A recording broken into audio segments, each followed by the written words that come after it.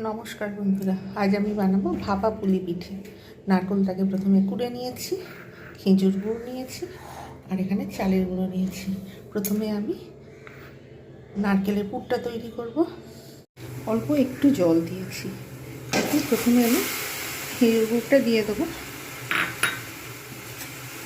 আপনারা যদি লিকুইড গুড় ব্যবহার করেন তাহলে কিন্তু এটা মেল্ট করার দরকার নেই। যেহেতু এটা শুকনো খেজুর গুড়, তাই আমাকে এটাকে প্রথমে মেল্ট করে নিতে হবে। ভালোভাবে পুরো মেল্ট হয়ে গেছে এবং একটা আঠালো আঠালো ভাব এসে গেছে। এবারে এর মধ্যে আমি সমস্ত নারকেল কোড়াটা দিয়ে দেবো। আমি একদম শুকনো করে তৈরি করে নেব।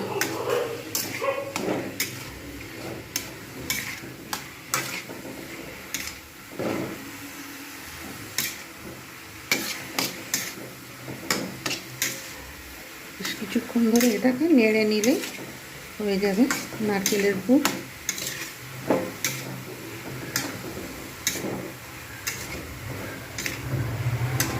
একটু শুকনো শুকনো করে তৈরি করে নিতে হবে এটা।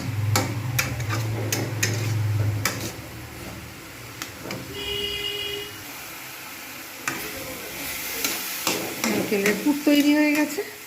আমি এবার এটা অন্য পাত্রে ট্রান্সফার করে রেখে দেবো।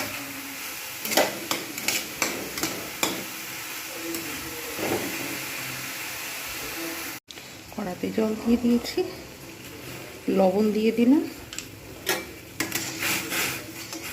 ভালো করে নাড়িয়ে নেব। এবার এর মধ্যে চালের গুঁড়িটা দিয়ে দেবো। চালের গুঁড়িটা আটার মতো মেখে নেবো ভালো করে,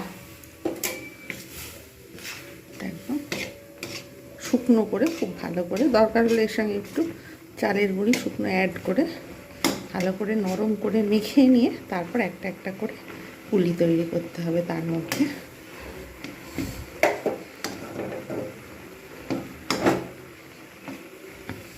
এটা ভালো করে এবারে মাখতে হবে,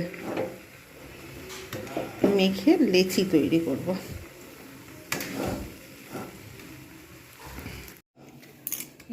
একদম পুরো আটার মতো একদম পুরো সফট করে ভালো করে আমি এটাকে মেখে নিয়েছি। এবার আমি এটাকে লেচি বানাবো।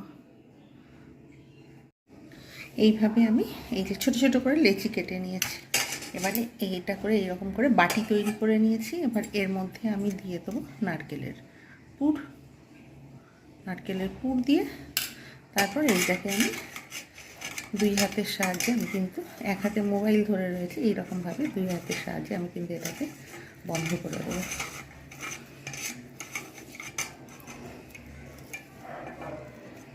এরকমভাবে প্রত্যেকটা এইভাবে আমি কিন্তু তৈরি করে নেব।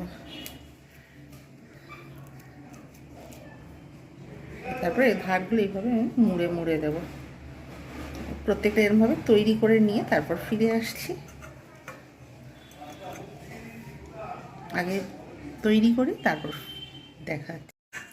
প্রত্যেকটাকে ঠিক এইভাবে ইয়ে করে পুর দিয়ে এরকম ভালো করে একদম মুড়ে নিই। তারপর এরকম এগুলো এক ধার থেকে এরকম করে আস্তে আস্তে মুড়ে নিতে হবে।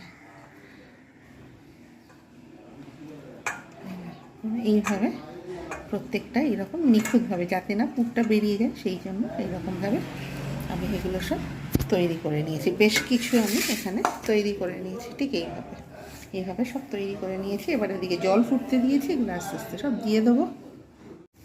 জল বসিয়ে দিয়েছি কড়াইয়ের মধ্যে।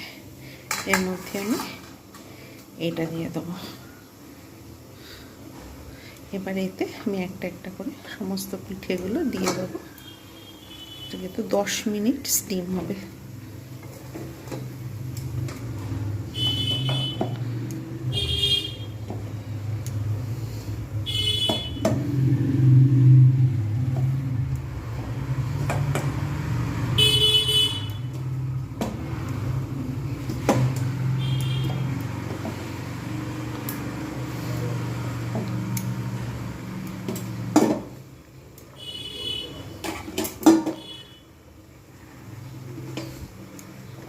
এবার আমি এটাকে ঢাকনা দিয়ে দেবো একটা থালার সাহায্যে। সম্পূর্ণ 10টা মিনিট পর আমি ফিরে আসছি। প্রায় 15 মিনিট আমি এটাকে বয়েল করলাম, করে এবার আমি সার্ভ করে দেখাচ্ছি কীরকম হয়েছে। সম্পূর্ণভাবে আমি এটাকে অন্য পাত্রে সার্ভ করে নিলাম, একটা কেটে দেখিয়ে দিয়েছি।